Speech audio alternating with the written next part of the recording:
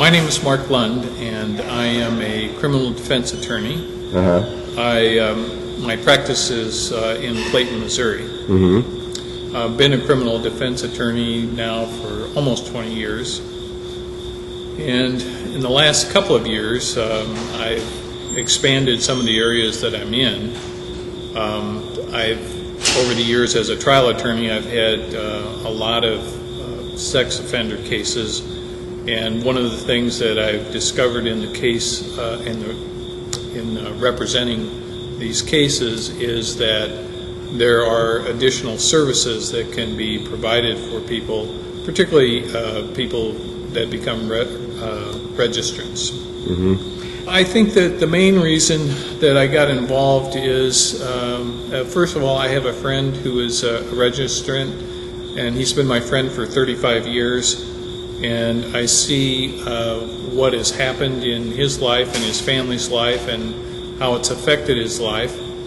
And I felt really moved to see if there was something that I could do to contribute to the solution of what I consider to be a problem that is created by having a registry. The second thing is I had a former client that I had represented who, when I represented him, I think I represented him on a stealing case.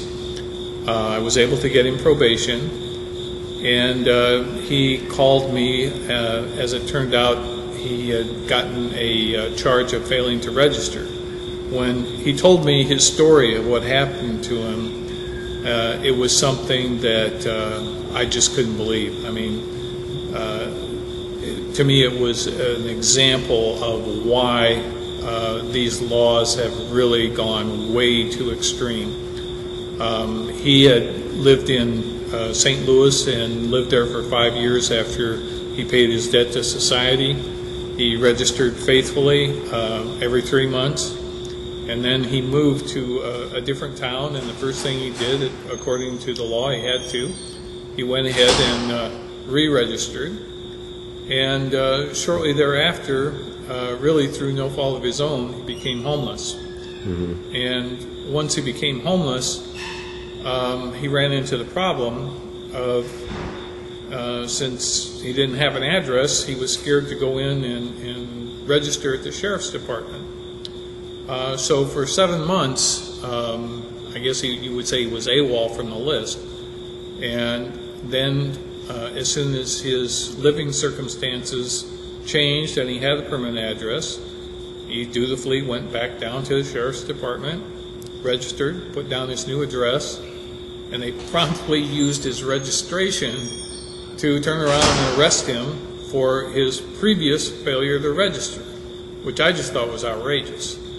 And so even though he was in a position where he wasn't able to pay me my normal fee, I was so outraged by what they had done that I decided to represent him.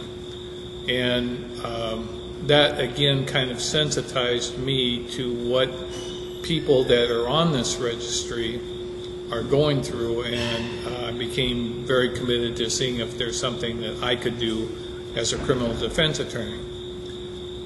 In addition to that, in talking with several of my former clients that I then went back to and asked them about their experiences, I found that, in my opinion, other lawyers are not doing much to help registrants and former offenders. Therefore, I've decided that there's even more of a need for me and other attorneys that are interested in doing something about this problem to get involved. And this has led me to provide, I believe, valuable services to people after the actual court case is completed. I think it's important with people that have been charged with sex offenses for the attorney to realize that when the court file is closed, new problems begin for the the new registrant, and that this person may need just as much in the way of legal services after the court file is closed as they did before it was closed. How complex is the sex offender code? Oh my goodness.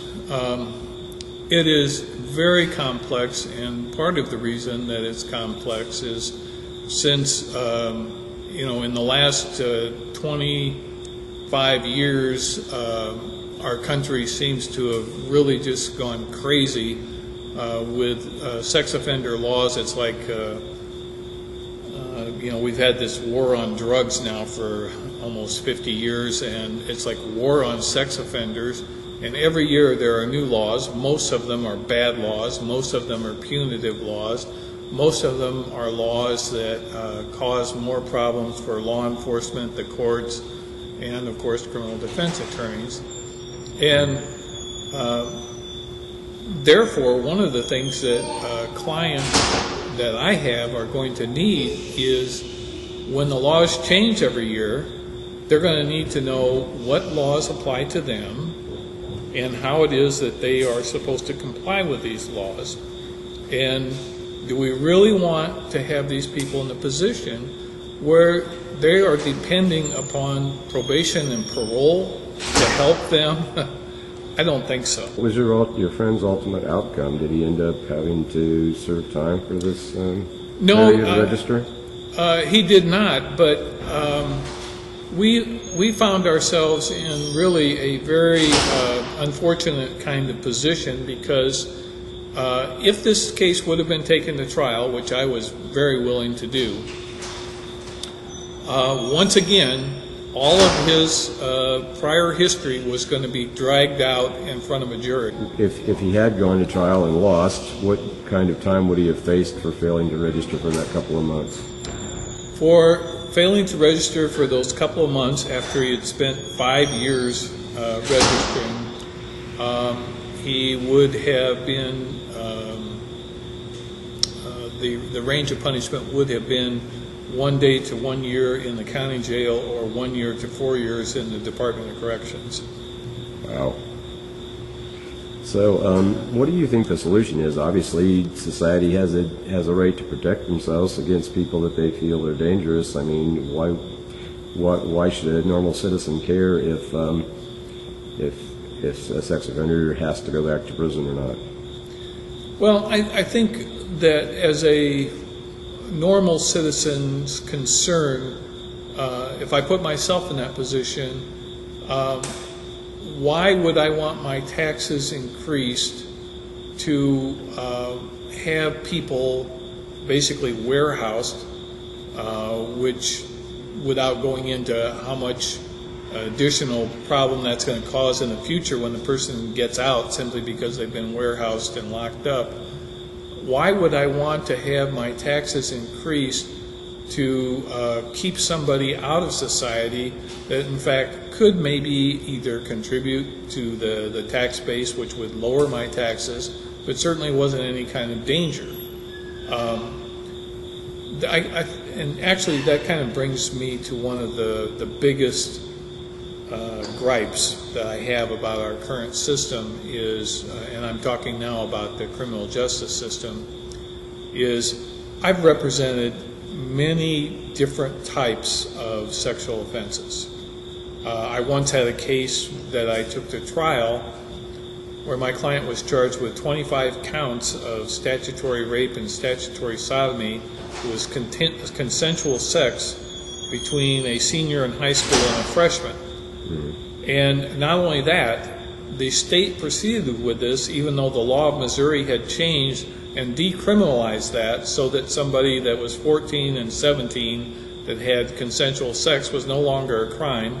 I was never permitted to bring that up in the trial, and fortunately I was very successful in the outcome of that trial, but it just infuriated me that kind of thing was, the amount of money that was just spent on that case is amazing. But when I go into court on these cases, the prosecutor and the judges only have one category for sex offenders: monster.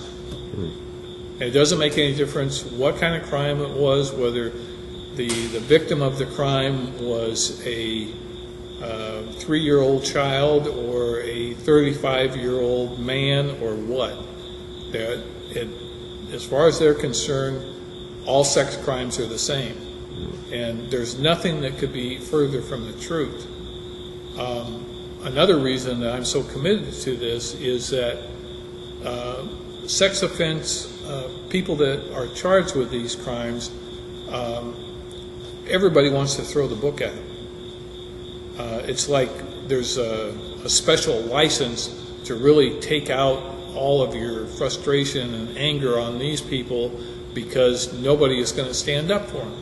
One of the things that you run into is, as an example, if there's a child victim who is saying that some sex crime was committed, and a medical examination is done, and they find that there is no, medically there is nothing that shows that some kind of sexual act happened. When that person goes to court and testify, they will testify that they did this examination and that the findings were consistent with sexual abuse. And then when I cross-examine them and get them to admit that there's not one thing that they found in this examination that is evidence of it, they say, well, yes, that's true that we actually did not have any concrete evidence that this happened, but that's consistent with sexual abuse.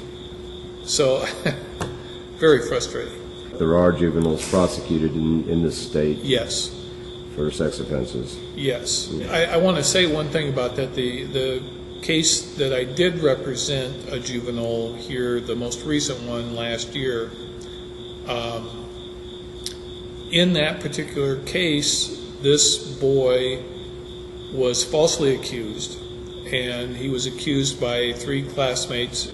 It came out finally at trial, the inconsistencies of the stories, and again there was no concrete evidence of any kind, and so the judge determined that the state had not proven their case, and basically said, boy, it sounds like there's a lot more going on here than is being voiced, and the judge was suspicious, but he said, I must follow the law, and the state has not made their case. That kept him from having this stain on his, presumably, potentially for the rest of his life.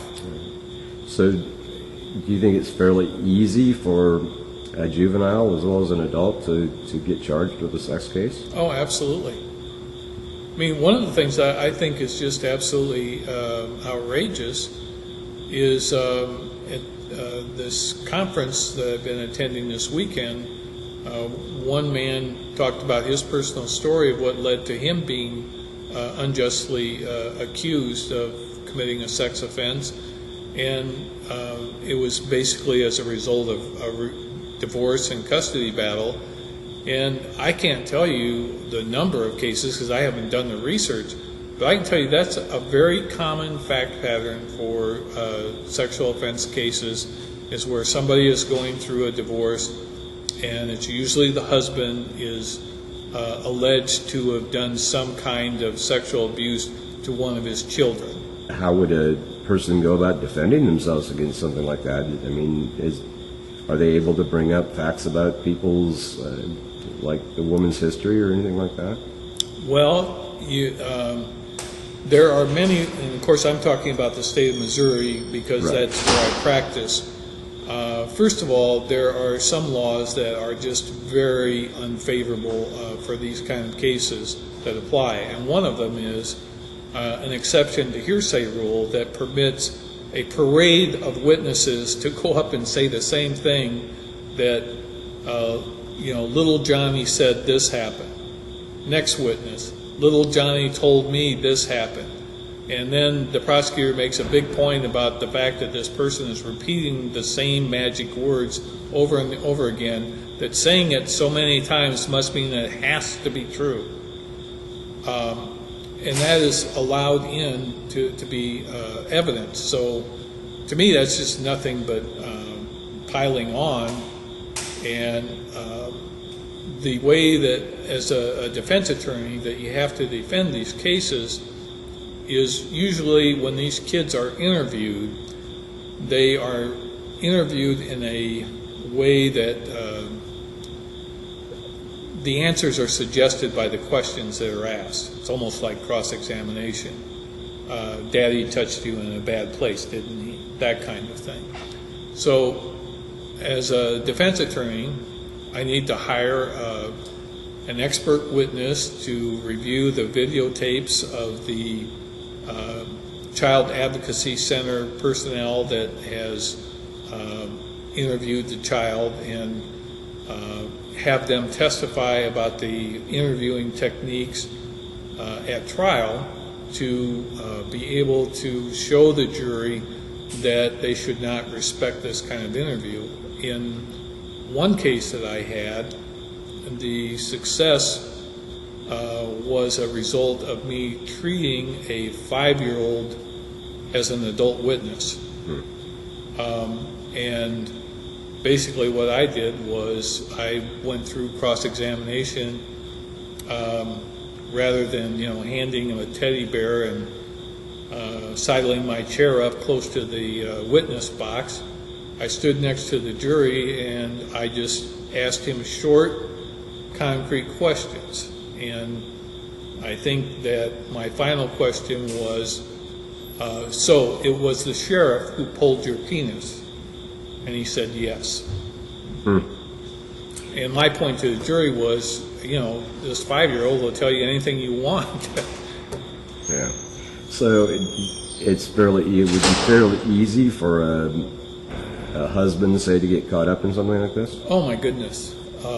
That to me is one of the most frightening aspects of this whole thing, is that anybody could wind up in this kind of thing of where,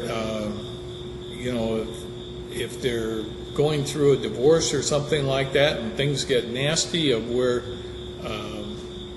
the wife or some friend of the family, somebody makes some kind of wild accusation, and before you know it, the person's sitting in jail. It doesn't take much, apparently, to convince police that some kind of sex crime has happened. I mean, if somebody says that a crime has happened, many times that's enough. They don't have to go to a hospital first. They don't have to have any evidence other than saying it happened. I think the most common misconception is that either the criminal justice system is fair or that the truth will come out and I will be set free.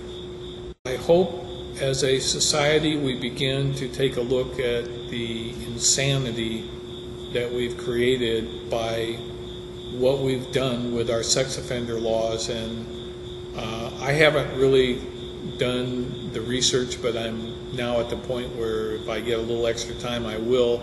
Somebody must have written something meaningful about what has happened to our sex offender laws in the last 25 years.